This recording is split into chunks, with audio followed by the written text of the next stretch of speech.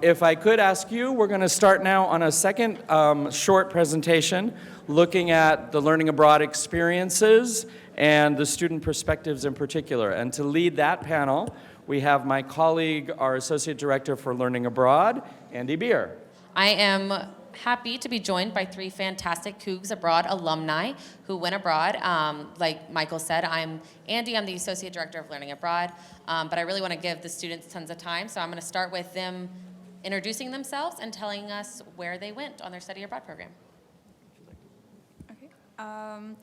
I'm Elizabeth, and I went to Taiwan in summer 2023 for 1 month. It was to study Mandarin Chinese. I'm Ashman, and I went to Italy. I also went to the UK, and I also went to South Korea as part of my BBA in management. And that was in 2021 and 22. I'm Wajahat, and I went to Jordan in 2022 to study Arabic. And in 2023, I was the recipient of the Critical Language Scholarship and I was sent to Uniswa, Oman to also study Arabic. Fantastic, and I love that y'all all went to such different locations as well. So our big question for y'all on our theme of breaking down borders is, what were the best, hardest, or most border-breaking things you did while you were on your program abroad? And let's start with you, Elizabeth. So the first thing I had to deal with was that I've never been out of the country before. So I've been on a plane, but only to go to like North Carolina or something. So it was a very new experience. And in Taiwan, a lot of things are in English, but it's mostly they're speaking Mandarin Chinese. And so I had to get used to. I'm a Chinese studies student, but I don't really use it much in the U.S. because I feel awkward. I feel like I should fall back on English because I don't want to miscommunicate with people. But in Taiwan, that wasn't really an option when I was out on the street and just trying to communicate with any random person because they don't know English. And so I was really awkward at first, and I would very awkwardly buy things at the night market, trying to remember what the food was called, and had a strange back and forth. But I slowly got more comfortable with speaking Chinese because I was in a very speech-based class. And so I was able to get comfortable speaking with other students and people who also don't really know Chinese, and then also having simple conversations with native speakers. And near the end of the program, one of the things I did that was a big jump from how I'd always fallen back on English before was that I had a problem with one of the prompts we were going to do, and with my teacher. And my teacher can speak English, obviously, but I typed out a whole paragraph about what my issue was in Chinese and sent it to him through our texting program. And that wasn't necessary at all, but I didn't even think about it. I was just like, oh, I need to explain my issue. And I just did it in Chinese. And it was just like, it just felt normal to do. It wasn't strange anymore. So I kind of overcame that issue while I was in Taiwan. That's great. And just out of curiosity, what was the hardest part about learning Chinese? For me, it was definitely speaking because of the mental barrier to it, and also tones. So I could say the right syllable, but it's in the wrong tone, and so I'm just saying a completely different word. So I would say that's the hardest thing. So not only were you breaking down borders physically, but you were breaking down borders in your own mind as far as language goes. So that's fantastic. All right, Ashman, same question. So mine's a bit of a more specific story of something fun I did. My sister and I went to a small village 2 hours away from Seoul in Korea, where we went paragliding, but the company didn't really speak English, nor did they give us any instructions on what to do.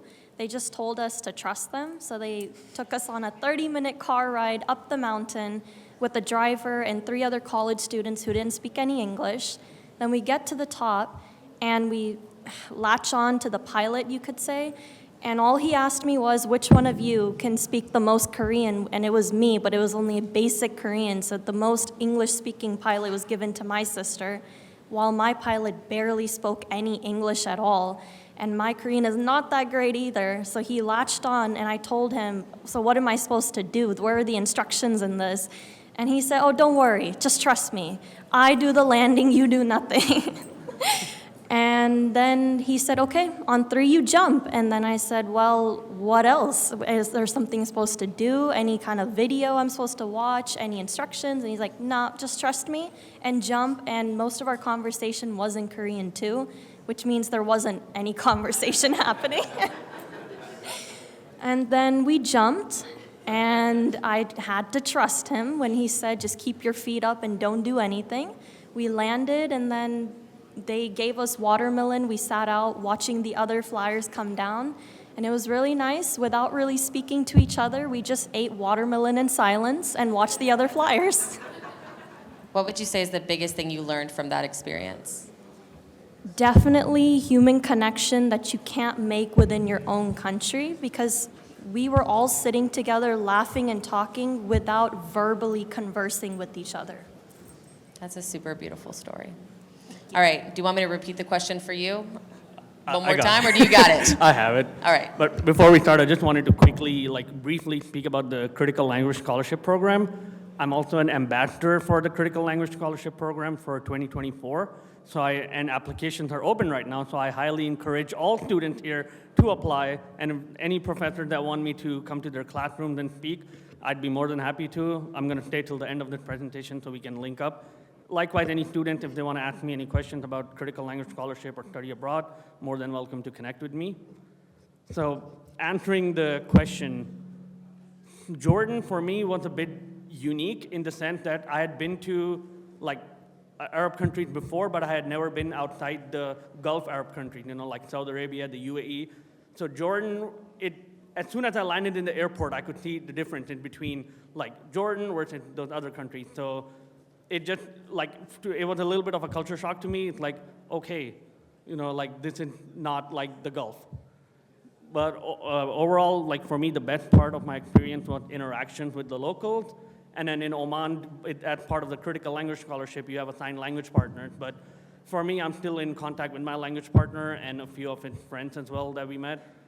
I would definitely say interactions with the locals was my best part of my experience. And the hardest part was, as I said, in Jordan, just like Elizabeth described, people would not know English.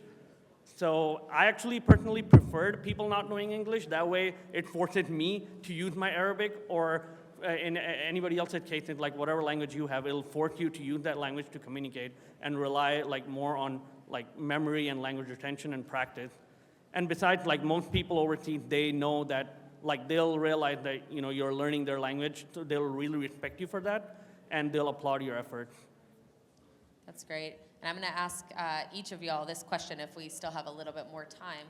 And that question is, you're talking to a lot of faculty, staff, students, all out in this audience.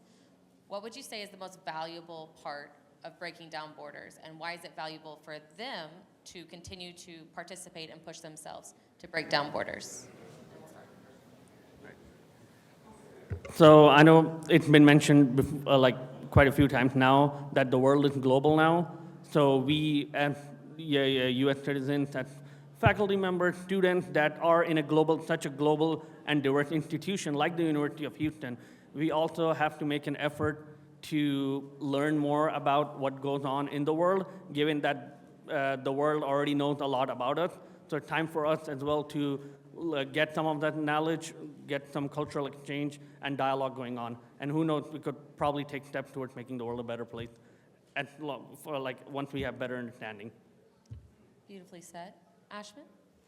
For me, it would be opening up your mind, because living in one small town and the rest of your life, you don't understand how many different kinds of cultures there are, different kinds of people there are.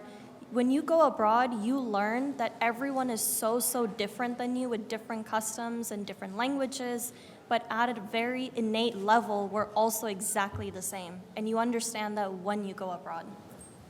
Thank you so much for saying that. And Elizabeth, what would you say? I also had a pretty similar thought to Ashman. It's just that you kind of expand your perspective, and it becomes maybe not easier. You're better able to understand other people and where they might be coming from, because you've just had more experiences that are different from your own. You haven't just, you're not in the little bubble you might have lived in if you don't experience other cultures and especially when you learn another language, like a whole new world opens up of communication with other people and understanding. So I hope y'all all took away that if you haven't gone abroad before, you must go. And if you are a faculty or a staff member, the more that you can open up your classrooms and build out faculty-led study abroad programs and encourage students to go abroad, they're going to turn out to be amazing, eloquently speaking students who are going to promote your programs and just global connection around the world. So thank y'all so much. If y'all give them a round of applause, please, because it can be hard getting up here in front of so many wonderful people and talking.